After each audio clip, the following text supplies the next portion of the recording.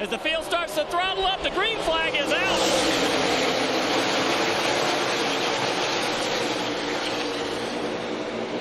Already seeing cars fanning out, blocking runs, taking runs, even early in this race. Usually the first start of this race, of any race, the very first start, the most tame, those will get more and more intense as we get going into this race.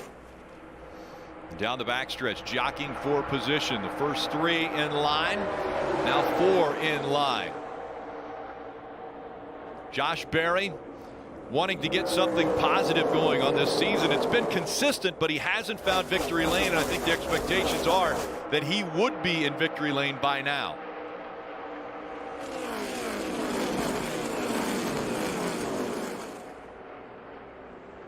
Coming off of turn 4. What a view watching these cars fan out, hitting the wall off of turn 4. Come on over here, Victor. The wind coming off of these cars down the front straightaway. Just incredible. Woo! That's a good time right there, man. That's right, Daniel Suarez, +6 since the start of the race up to the 17th position. I asked Daniel, why did you pick Pocono? And he said, I did. The team called me 10 days ago and said, hey, the 10 cars open at Pocono. Do you want it? And he said, sure, I'll absolutely take it. So I asked him the question, Steve, will Racing Saturday help you for tomorrow? And he told me, I'll tell you after the race. I have no idea. But one thing I can tell you, these cars drive completely different from the Cup car. Might help me with learning traffic a little bit, but I'm not sure it's going to help me to learn how to drive the Cup car any better for tomorrow. What do you think? Well, I would think the 19 right there of Connor Mosack is basically catching his breath after an unbelievable save. Take a look at this. Allgaier gets a big run on the 19. The 19's already loose. The 7 doesn't. He might touch him, but he's completely out of the gas. The 19 is all but wrecked right here. It's a great save. Back to the conversation, Mark. Very in control, looking out his mirrors. Now we have Joe Gibbs Racing teammates side by side. Yeah, this 20 car Nemechek's getting closer and closer into the battle for the win. So moving into 3rd place right there around his teammate. Here comes Smith back to the inside. Really impressive. Tight side drafting right there as they head to turn 3. I bet Nemechek thought he had this position taken, but now he's going to work this outside. Josh Berry on the top of your screen will be grabbing his 2nd stage win this season. So he wins stage 1. It went by quickly. Daniel Hemrick holding on for 2nd. And then John Hunter Nemechek, Sammy Smith, and Sheldon Creed rounding out the top 5. Again, top 10 all receiving stage points. The fans know what's in store for them as they all come to their feet for the restart here. Stage 2 is underway.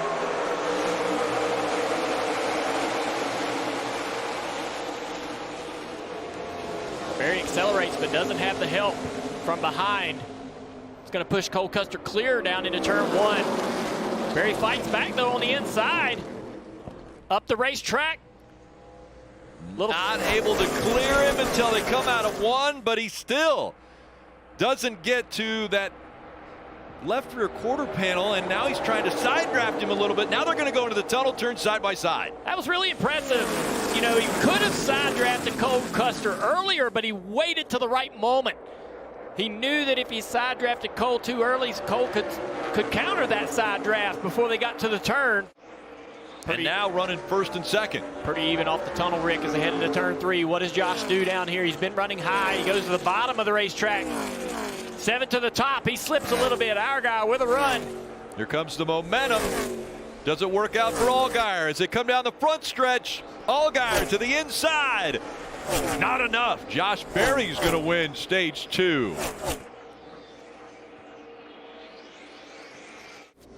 And the final stage about to get underway. It'll be 45 laps remaining of this 90-lap race. Back to green, and they fan out. 2-3 wide back in the back. Line of contact. They're into the wall. That's a 0-0. I believe the 20 as well. Yeah, John Hunter's bid for 3 in a row is going to end with a wreck here on the front stretch.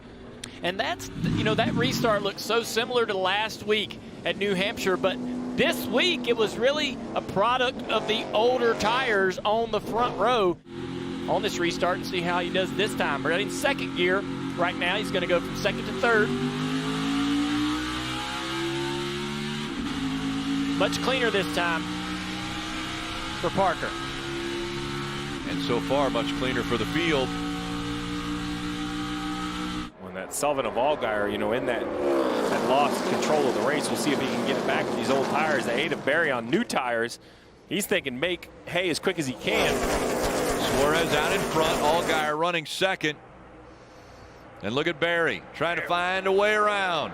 Barry had to lift right there with a block from the 10.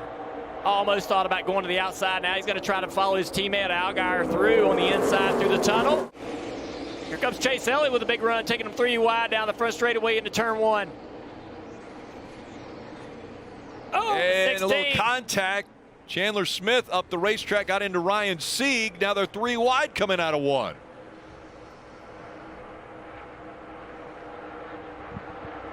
Parker Kligerman on the inside, and is he going to clear both cars? It looks like he will as they go through the tunnel turn.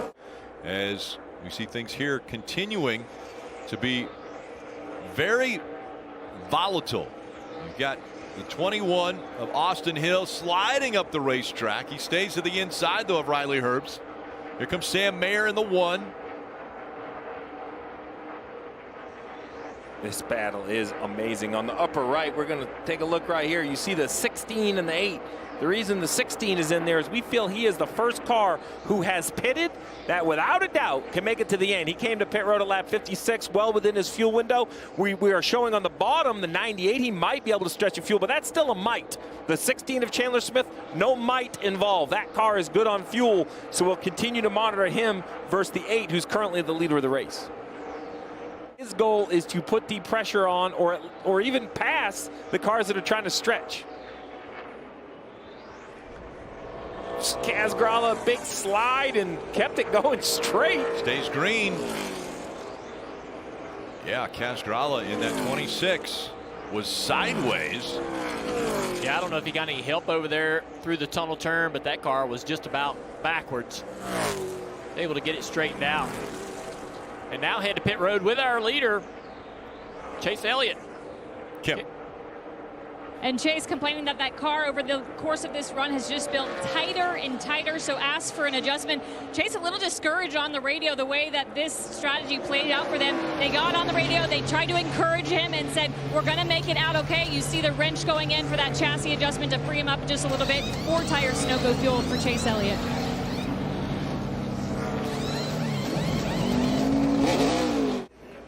And now out of turn number 3. It's overtime, presented by Credit One Bank. 2 laps remaining. Big push from Austin Hill on Josh Berry.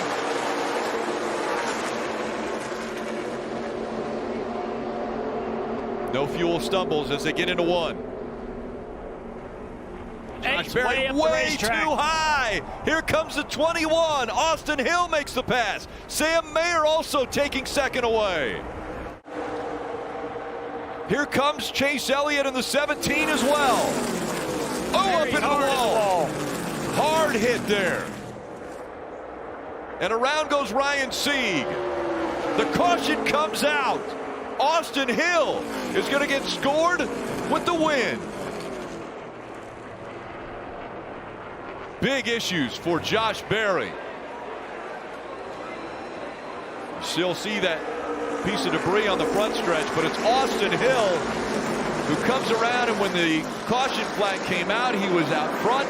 And Austin Hill, 6th career win and 4th win now of 2023.